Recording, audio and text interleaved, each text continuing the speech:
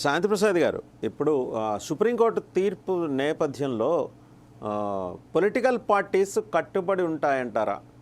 అంటే ఒక విధి లేని పరిస్థితి, బట్ దీంట్లో కూడా ఏమన్నా మళ్ళీ మార్గాలు అన్వేషించుకోవడం, తప్పించుకోవడానికి అమీబాలాగా అటు ఇటు విస్తరించి అసలు విషయాన్ని పక్కన పడేయటం అట్లాంటి ఏమైనా జరిగే అవకాశం ఉందా?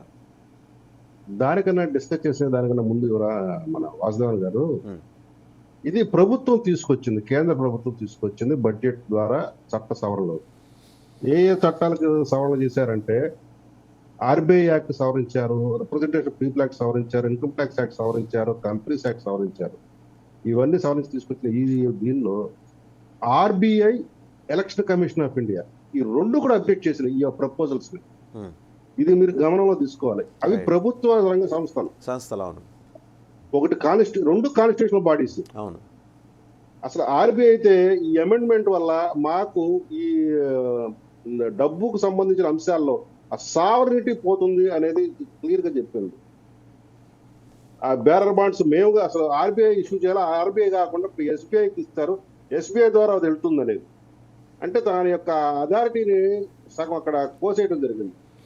రెండోది ఏంటంటే, ఈ ఎవరైతే కొంటున్నారో, ఎవరైతే తీసుకుంటున్నారో ఇవన్నీ వచ్చేప్పటికి బ్యాంకుకి పెట్టిన నిబంధనలు, నో యువర్ కస్టమర్ అనేది కేవైసీ అంటాం, ఆ సిద్ధాంతానికి విఘాతం కలుగుతుంది అని ఆర్బీఐ చాలా స్పష్టంగా కేంద్ర ప్రభుత్వానికి పంపించింది. అలాగే ఎలక్షన్ కమిషన్ ఆఫ్ ఇండియా కూడా ఇది గోప్యత రావటం వల్ల ఇది ఎన్నికల ప్రాసెస్ ని బాగా దెబ్బతీస్తుంది అనే అంశాన్ని చాలా క్లియర్ గా చెప్పడం జరిగింది.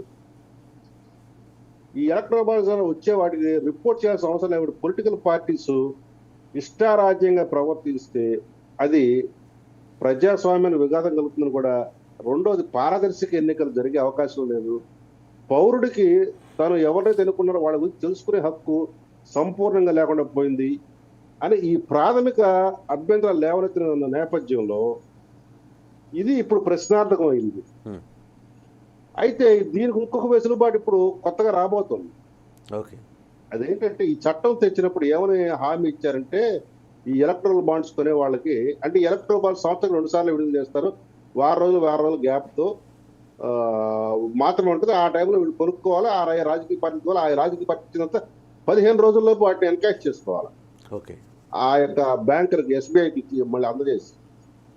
అయితే ఇప్పుడు ఏం జరుగుతుందంటే, ఆ బాండ్స్ కొన్న వ్యక్తులు వాళ్ళ గోప్యత సమాచారం ఉంటుందనేది మెన్షన్ చేస్తూ చట్టం తీసుకొచ్చారు. దాన్ని బేస్ చేసుకొని చాలా కంపెనీలు ఇప్పుడు ఆ బాండ్స్ కొనటం, వివిధ పార్టీలు కొనడం జరిగింది.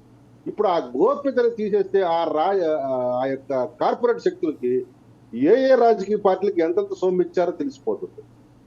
దీని ద్వారా ఇప్పుడు ఒక ఉదాహరణకి, ఒక అధికార పార్టీ ఉన్నప్పుడు ప్రతిపక్షానికైనా ఒక కార్పొరేట్ సంస్థ డబ్బులు ఎక్కువ ఇచ్చింది అనుకోండి, ఈ అధికార పార్టీ ఆ కార్పొరేట్ సంస్థని వేటాడి వేధించే అవకాశం.